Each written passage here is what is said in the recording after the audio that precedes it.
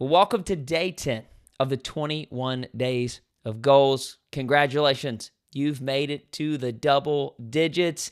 And today's chapter is a big one because we're diving into chapter 10, which is titled Set and Achieve All Your Financial Goals.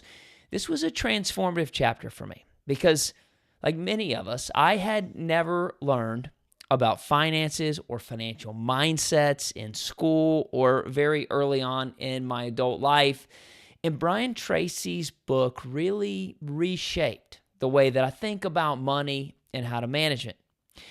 And it started with this powerful statement here. He says, one of the biggest responsibilities in life, something that you and only you can take care of, is to manage your money, to control your finances, and to achieve financial independence in the course of your working lifetime.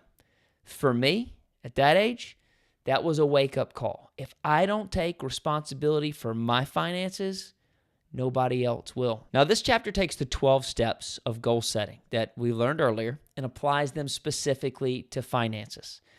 Brian Tracy actually asks us in the very beginning to identify what we really, really want. And that starts with two questions. What do you want, and how bad do you want it?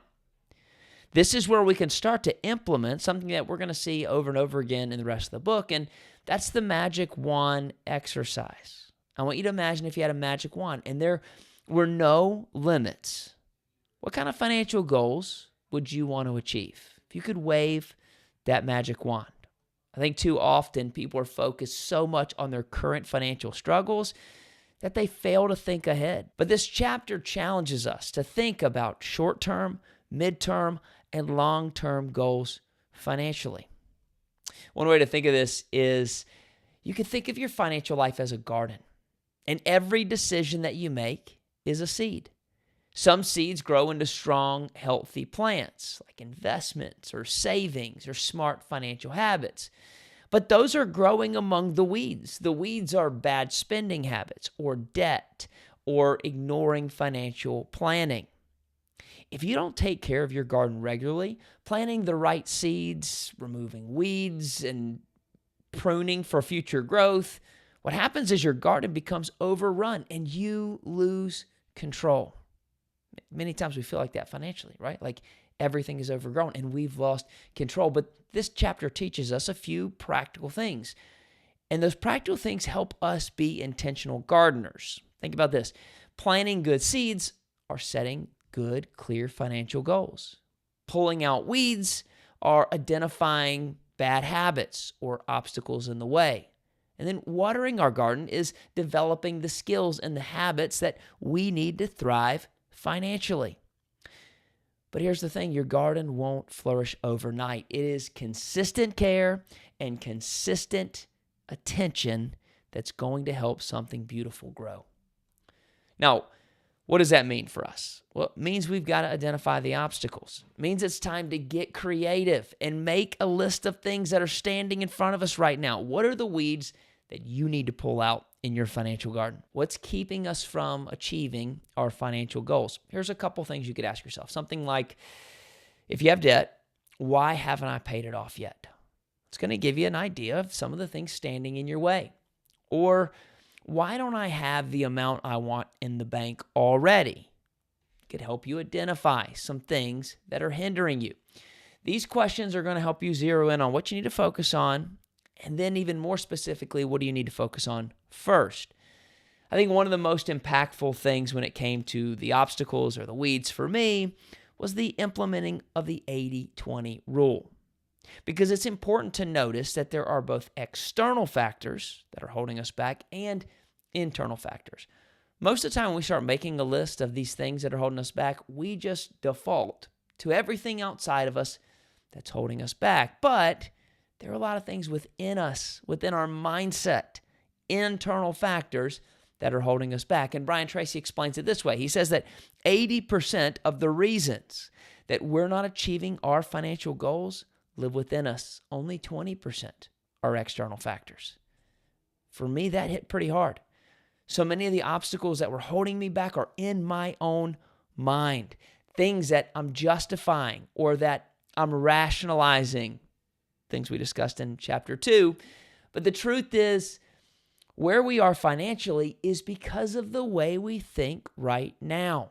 To move forward, we got to change our thinking, and we got to get intentional about the choices that we are making. That was such a valuable lesson for me. One of the keys to help us with changing the way we think is looking at the expectancy principle in this chapter. Brian Tracy introduces it by saying that people tend to seek the fastest, easiest way to get what they want immediately without considering the long-term consequences. This is why people stay stuck financially. In so many cases, they prioritize convenience over growth. Now, to rise above that, we got to look at the long-term benefits of the decisions we're making. Do they align with our overall goals? Remember, we said earlier that discipline is trading what you want now for what you want most. That's about keeping the long-term perspective in focus. Now, the action step that I want us to focus on in the back is number 5. Begin to study and learn about money, how you can earn more of it, and how you can make it grow. I want you to ask yourself, who could you ask for financial advice? Who's further down the road? Who's done what you want to do? And what could you ask them? The second thing I want you to think about is what podcasts, books, courses, what could you invest in to help you grow your financial knowledge? We don't want it out of sight, out of mind. We want to focus on it now. I once heard a statistic that people spend more time planning a 2-week vacation than they do their financial lives. That's not going to be us. We're going to invest, and we're going to find ways to learn more. I want you to pick one resource today, and then I want you to commit to diving in to that resource. Well, your financial future is a garden. I want you to be consistent in its care so that it can flourish over time. I think chapter 10 is one of those chapters that's challenging because it's asking us to take responsibility in an area that isn't talked about very much. But you can do it. I believe that you can change the entire course of your life by focusing on your finances.